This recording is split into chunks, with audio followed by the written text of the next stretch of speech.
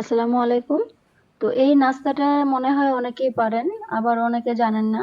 যারা জানেন না মূলত তাদের জন্যই আজকের রেসিপিটা। খুবই ইজি একটা রেসিপি। এজন্য ১ম এই আমি এখানে নিয়ে নিচ্ছি অল্প পরিমাণ চিনি। খুব বেশি চিনির প্রয়োজন নেই এই রেসিপিতে। আবার চাইলে যারা ডায়েটে আছেন তারা চাইলে চিনিটা স্কিপও করতে পারেন। যেহেতু পাউরুটিটা কিছুটা মিষ্টি স্বাদের, এইজন্য খুব বেশি চিনির প্রয়োজন নেই।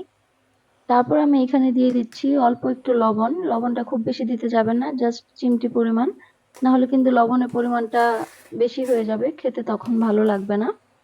আর যারা ফ্লেভার পছন্দ করেন তারা চাইলে এখানে গোলমরিচের গুঁড়া দিতে পারেন, বাট আমি দিলাম না, যেহেতু আমি আমার বেবির জন্য তৈরি করছি। তারপর এখানে দিয়ে দিচ্ছি একটা ডিম। এখানে আপনার যদি রুটির পরিমাণ বেশি থাকে সেক্ষেত্রে আপনারা ডিম বাড়িয়ে নেবেন, আর চাইলে এখানে লিকুইড দুধ ইউজ করতে পারেন, বাট আমি সিম্পলি দেখাচ্ছি। তারপর আমি এখানে এটাকে একটা হুইস্ক দিয়ে ভালোভাবে ফেটিয়ে নিচ্ছি। চিনিটাকে ডিমটাকে একসাথে মিশিয়ে নিলাম ভালো করে।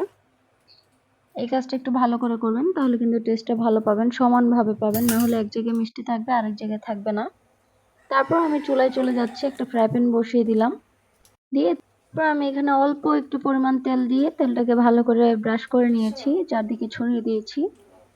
তেলটা খুবই অল্প পরিমাণে দিবেন, বেশি দিলে কিন্তু অ্যাসিডিটির সমস্যাটা বেশি হবে।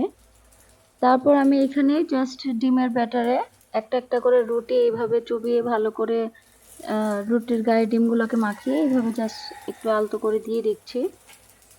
খুবই ইজি একটা প্রসেস, আর খুবই মজাদার একটা নাস্তা। এটা কিন্তু সকালে আপনারা খেতে পারেন বা বিকেলে স্ন্যাক্স আইটেম হিসেবে খেতে পারেন, অথবা কেউ আসলে কিন্তু চায়ের সাথে সার্ভ করতে পারেন।